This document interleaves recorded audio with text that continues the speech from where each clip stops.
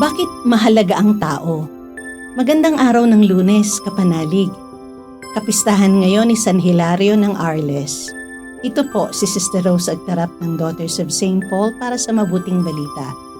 Tayo na pong magnilay sa Ebanghelyo ayon kay San Juan.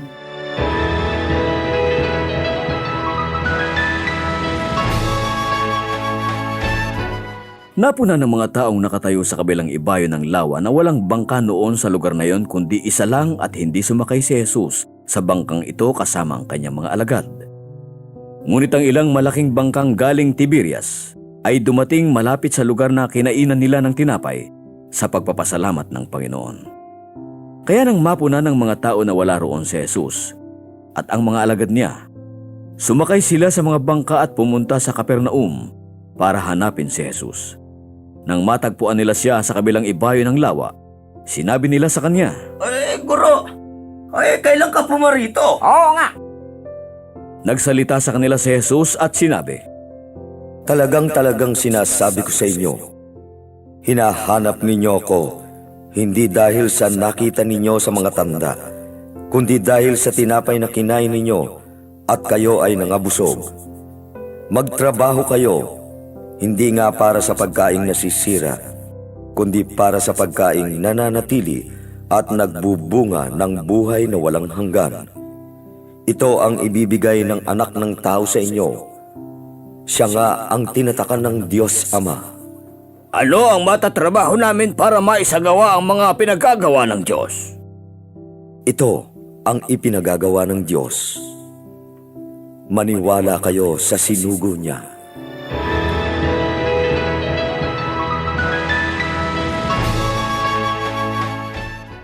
Ang mabuting balita na narinig natin ngayon ay isang bahagi ng kabuuang salaysay tungkol sa pagparami ni Jesus ng tinapay na pinakain sa libu-libong tao.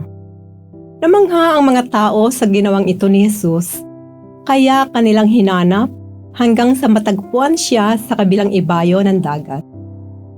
Anong nagudyok sa mga taong ito na hanapin si Jesus? Dahil ba naniwala sila na si Jesus ang Mesiyas dahil sa mga ginawa niyang himala? Hindi. Hinanap nila si Jesus dahil sa paningin nila, isa siyang miracle worker na maraming makagawa para sa kanila at kanilang mapapakinabangan. Sa kabila ng mga himalang ginawa ni Jesus, nanatiling sarado ang kanilang puso at isipan dahil sa kanilang kawalan ng pananampalataya. Kaya nga sabi ni Jesus sa kanila, hinahanap ninyo ako hindi dahil sa nakakita kayo ng mga tanda, kundi dahil sa kumain kayo ng tinapay at nangabusog. Kapanalig, ang ating mababaw na pananaw ay nagiging sanhi ng ating pagkabulag sa katotohanan. Nangyayari sa lipunan na minsan mas pinapahalagahan natin ang tao dahil sa kanyang magagawa o may bibigay sa atin. Sa ibang salita, mahalaga siya dahil makikinabang tayo. Hindi magandang attitude ito, di ba? Ang dignidad ng isang tao ay mas mahalaga at mas higit pa sa kanyang mga nagawa o credential. Mga accessories lamang ito na maaaring mawala sa anumang oras. Mas mahalaga at dapat igalang ang ating dignidad bilang isang tao. Dahil tayong lahat ay nilikha ayon sa larawan ng Diyos. Mga kapanalig, maraming salamat po sa inyong suporta sa aming misyon. Subscribe, like, share, and follow Paulines sa aming social media accounts. Patuloy po kaming ng inyong tulong upang maipagpatuloy ang programang ito. Maaari po ninyong ipadala ang inyong love offerings at donasyon sa aming donations channels. Makakaasa po kayo na kasamang lagi ang inyong mga intensyon at kahilingan sa aming panalangin araw-araw. Ito pong muli si Sister Rose na nag-aanyaya sa inyong manalangin.